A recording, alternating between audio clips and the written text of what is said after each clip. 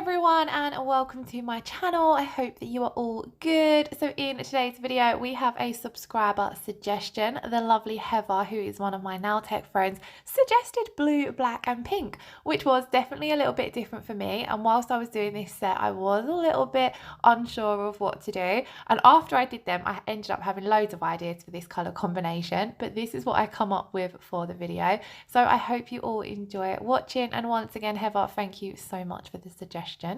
So for today's video I'm going to be using the CJP acrylic system minus the black acrylic. I couldn't find my CJP black and I just wanted to get started with the video, so I decided to use my Model 1's black. Now for nail art I have these little hearts from Charlie's Nail Art. I can't remember what they're called, but I'll leave them below. And then we have these glitter dots which are called Spellbound. They are also from Charlie's. And then I wanted to add a little bit of a matte pink glitter, so I went for Pink Delight from Glitter Planet. And then we're also going to be using some pink Mylar from Charlie's Nail Art as well. I was kind of just picking these bits out as I went through this set. And then also I'm going to be using the CJP crystal glass as well to pick up all those glitter pieces and apply my encapsulation layer.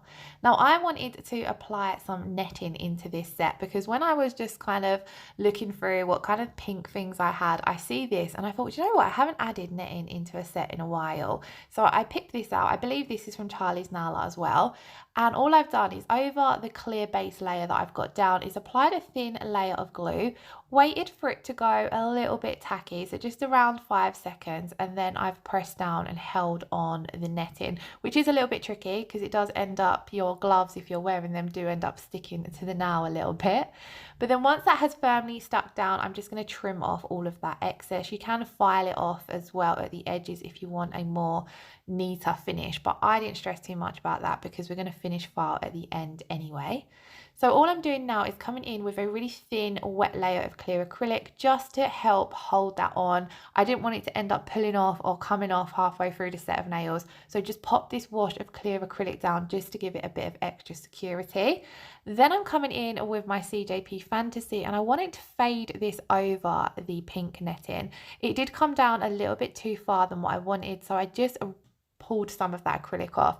I didn't want to cover up too much of that netting because I wanted it to be the main focus point of this nail, but it was a little bit tricky blending the Fantasy over the top. What I wish I had done is popped the Fantasy down first, blended that out into the clear tip and then applied the netting, as I think that would have just been a little bit easier. So I'm coming in with my cuticle bead here, just tapping that up into place at the cuticle area, trying really hard to get a nice neat cuticle. As I said in the previous video, this is something I struggle with on myself, especially when I'm recording as well, because I feel like I don't work at a very good angle. But the more sets I've been doing on myself and recording them, it's kind of getting a little bit easier. I have also switched to using this brush as well for this set. This is, I think it's called the Sculptor and it's from Young Nails. I'll double check and I'll leave it below. But it's a small brush and it's more round rather than pinched. It's pinched still, but not super pinched. But it's really, really lovely to work with, especially for getting a nice neat cuticle area as well. So because I wanted to cover up that join where the acrylic and the netting meet, I'm going to come in with some glitters here. So I'm coming in with that Pink Delight from Glitter Planet, and I quite like that this was matte. That's why I ended up picking out this one, because it doesn't draw too much attention away from the netting.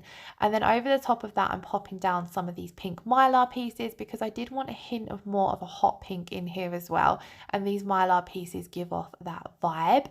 So I'm just dotting down a few of these. I don't want to overtake the set too much. I kind of just want it to be a little pop of colour, and I was really liking how it was looking.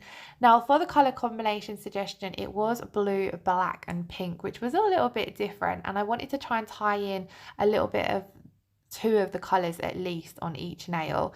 So on here I'm going to add on a couple of those little blue hearts from that blue and pink heart mix. I think it's got blue, pink and white hearts, so I just tipped a few out and I'm picking out those blue ones, setting them down in a little bit of acrylic. Then I'm going to leave that to set. We will need to fully encapsulate, but I will come back to that at the end. So I'm going to move on to the middle finger, and I wanted this now to have a smile line. So I'm coming in with the CJP Fantasy. As you can see, I'm blending the back of the bead into that natural nail plate, just so there's not a huge ridge for our next bead of acrylic to move over. And then using the sides of my brush, I'm creating that smile line shape, and I'm using the belly of the brush to pat the bead of acrylic out. So you want to pat out some of that thickness, and you want to try and make sure the thickness is uniform all the way around your smile line. So you will see I flick from patting it out using the belly of my brush and then using the sides of my brush to create the shape. I'm trying my best to get the shape as neat as I can with my brush, as then there's less filing to do. And then once I'm happy with the rough shape that we've got with that, I'm going to come in with my cuticle and apex bead. So I'm going to place this down right before that cuticle area. I'm touching it up towards the cuticle, trying very, very hard not to touch the cuticle. You don't want to get any products on your skin or cuticle area, as it will cause lifting. So I'm being really careful to kind of use my brush as a barrier to push it up towards that cuticle area and get it as close as possible, but without actually touching the skin. Now, the acrylic was looking a little bit thin in that area, and as I won't be encapsulating the nail bed that we're creating, I'm just going to come in with another bead of Fantasy and build that thickness up a little bit, just because you need to have your apex there for your strength and structure. Then we're going to leave that to set because I want to file it crisp. So I'm going to leave it to set fully, and then we'll come back to it further along in the video. So moving on to the ring finger, for the blue, I went with CJP Smurf. And how much of a gorgeous blue is this? It kind of, for a blue, I feel as though it's very summery. It's got a bit of an exotic summer vibe about it. So I'm going to do a full nail of this, and I'm keeping it quite thin, kind of like painting on a nice thin even layer so that I can add my glitter over the top and not end up with a too chunky nail. Being again very careful around that cuticle area, because a lot of the CJP colours, especially the darker ones, are very highly pigmented. So if you touch the skin with them, even if you remove the acrylic, it can stain the skin. So I like to be very careful when I'm using these more darker, vibrant colours. And as you can see, we've just popped down quite a thin layer, but because they are quite pigmented, it looks nice and even. Now, I started off with this blue glitter, but it wasn't really working for me. I just kind of felt as though it was too blue on this nail, and I wanted to make sure I was tying in some of the black and the pink. So I don't remove it, I leave it down because it is quite thin and my blue underneath is nice and thin. But I do come over the top with that glitter dot mix that I showed you guys, and I completely cover up this glitter. So that glitter mix is called Spellbound, and it has some large black dots in there, some kind of like a turquoisey blue, and then a fuchsia pinky purple. So it really fitted the vibe because it had all three of those colours from the colour combination that was suggested in there. So I've picked up a small wet bead of clear acrylic, dipped into my raw glitter, and then I'm placing them down. Now, because I have that other glitter underneath, I am kind of being wary that I don't want to build up too much thickness. So I'm using these dots very sparingly, making sure I'm moving them around, trying not layer them up too much. Usually I wouldn't stress too much if they was layering up a little bit, but because we have already got that glitter underneath that I wanted to cover up, I'm just being really careful, keeping my brush wet with monomer so I'm able to move the dots around, and then just picking up individual dots that I want so that I make sure I get enough of all of the colours and it fades out slightly down the nail. And I really, really loved how this nail looked. I thought it looked quite summery considering the colours aren't overly summery. Now onto the little finger, I started off doing a marble. I was just going to do a marble tip with an ombre, but this first part of this marble went completely wrong. The blue and the pink are from CJP, and CJP is more of a drier system, and that is what I prefer working with. The model ones is a little bit wetter, and then I accidentally picked up that black bead of acrylic on the wet side. So it kind of just went really, really wishy-washy, and I really wasn't liking how it was looking, and I just thought I need to cover this up. But if we do a marble with an ombre down at the cuticle area, it's not going to cover it up. So what I decided to do was do a full marble nail. So what I'm going to do is I'm just going to continue working up the nail, marbling my acrylics, but I do end up coming over this patch here that I wasn't happy with and kind of like remarbling over it. Now, ideally, if I'm doing a full marble now, I start at the cuticle area and work my way down because I find that a lot easier. So this was a little bit tricky. However, I was really pleased how the marble turned out at the end because I felt as though the blue, black and the pink looked quite cool in a marble design. Like, look how cool they swell together there. Where I've picked up that black with a more better ratio, I hadn't picked it up too wet, it marbled nicely without going all wishy-washy looking. Now I'm just going to blend this out very thinly down at the cuticle area because I didn't want to do a full marble now with no glitter. So I am going to apply some glitter down at that cuticle area. So I just blended the acrylic in a little bit more, and then I'll come over the top and cover that up with a little bit of glitter anyway. But I wanted to fix up the areas where I wasn't happy with the marble. So I'm just going to simply come over the top and marble again. Now you can only really get away with doing this if you haven't already built up too much thickness, and I hadn't, luckily. And because the coloured acrylics I'm using are strength powders, I know the CJP ones are anyway, it doesn't matter too much about building up my structure with my clear. So I can just pop a thin clear encapsulation layer over and not end up with a too thick bulky nail. Trying to keep those side walls nice and thin. Sometimes when you are marbling acrylic, it can flow off to the side a little bit, but if that does happen, it can be saved with a file anyway. So starting off, I'm going to use a couple of those glitters. I'm starting off with the Pink Delight from Glitter Planet, just kind of going around the cuticle area. As you can see, again, I'm not layering up the acrylic, the glitters too much. I'm trying to keep them all nice and flat so that we're not adding too much unnecessary bulk, because we do have to encapsulate. Then I'm popping down just a couple of those little glitter dots on the top. I do love the contrast between the matte and the holographic glitters as well, so I wanted to make sure I got a bit of both in there. And then I am going to do the same at the very tip of the nail as well, and do a little corner so it kind of looks as though the marble is in the center of the nail. Now I don't know why, but I lost a little bit of footage, so I lost applying the first little bits of glitter, but it didn't make too much of a difference. On this one as well, I did decide to tap on a little bit of the Mylar flakes as well, because I do love how much they reflect, like they give off a really pretty vibe. So I wanted to make sure I included some of those as well. And like I said, for the marble going wrong, overall, I was quite happy with how it turned out. So we are going to come back now and encapsulate. Now I usually encapsulate, when I've finished all of my acrylic design, but because I want to file the the middle finger, because I want to file that middle finger, I want to encapsulate the other nails so that none of the dust from filing lands on the surface of those nails and ends up getting encapsulated, because it's going to ruin the look of the nail. So if I have usually got any filing to do, I try and encapsulate the nails that I can before doing any filing. So that's what we're going to do here. Starting off encapsulating the pointer finger.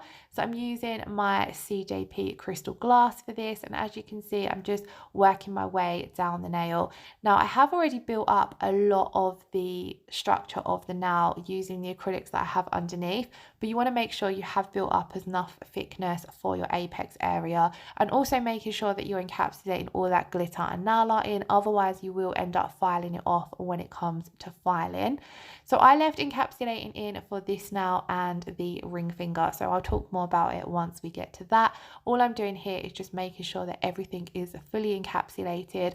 As you can see here, I'm checking from all angles to make sure that I've built up my apex and it's all looking as good as I can get it. So here you'll see I run over my nail first of all with my wet brush. This just helps your clear acrylic flow over any chunky glitters. Then I'm going to start off roughly 3/4 of the way down the nail, and I've placed down a medium to wet bead of acrylic, and I'm kind of just guiding it into place.